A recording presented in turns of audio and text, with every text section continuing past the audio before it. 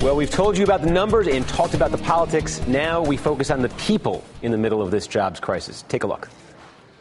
I'm panic-stricken. I'm feeling as if I have absolutely nothing. I don't want to be helped. I want to just help myself. But what we want are jobs. What we need are jobs.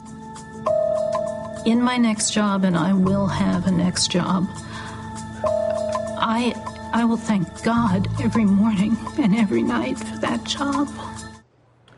Well, that's a preview of the new HBO documentary Hard Times, Lost on Long Island. The film chronicles the human casualties of the Great Recession on Long Island, I guess. But in the guest spot today is director and producer Marc Levin. His award-winning documentary Hard Times premieres this Monday, July 9th at 9 p.m. on HBO. And Marc, thanks for joining us. You know, I wanted to start by asking you, you chose to explore this on Long Island. You called it the birthplace of the post-war suburban good life. You know, for people out there who maybe know Long Island mainly for the Long Island accent, I wonder if you could tell us a little bit about the history out there and what it is that made you think this is the place to explore the Great Recession.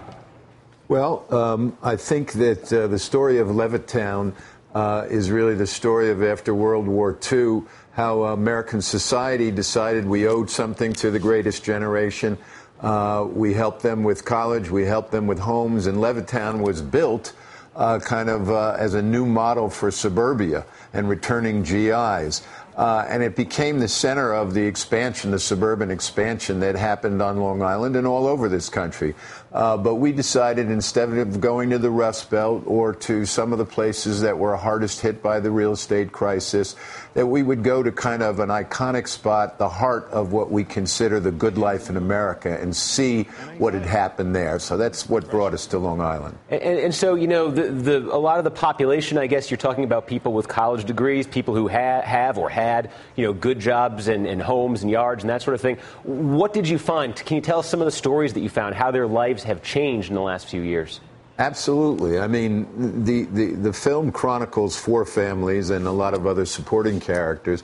But basically what you see is kind of a different narrative than we sometimes hear on radio and TV, where people are told, you know, get a job, there are jobs out there, you're lazy, you're a freeloader, you're a moocher. These are successful people.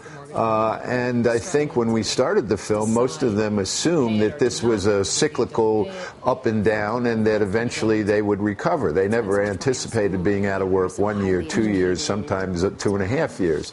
What we discovered is, I guess, what you would call almost a slow motion disappearing. That these people are isolated and they're disappeared. Their neighbors don't even know what's really happened to them. Sometimes they're afraid to tell family members. There's a tremendous amount of shame. People internalize this kind of message that they blame themselves. They think they're losers. It's heartbreaking, really. The resilience and the courage of these people is what's encouraging, but it's something that certainly, you know, makes you think, wow, there by the grace of God, you know, could be me or my friends. Marc, I want to talk about what you discovered about masculinity in doing this. Of course, we know in society the man is supposed to be the provider, and being a man is wrapped up in being able to provide for yourself and for your family. So when a man loses his job and doesn't have a job for a long period of time, what happens to his sense of masculinity? That's a good question. I think it's basically decimated. It's a process that happens in slow-mo, unlike a Katrina or an earthquake. This is a kind of a slow-motion disaster film. And you see men, I mean, here's a story that starts the film and is close to the end, of a character who is almost like Job, went through so many, that's a picture of him, went through so many near-death experiences, including being in the World Trade Center on 9/11. So when I first asked him, well, what it's like to be out of work for over a year, he kind of shrugged his shoulders and said, it's no big deal, I've been through a lot worse. And then he recounted his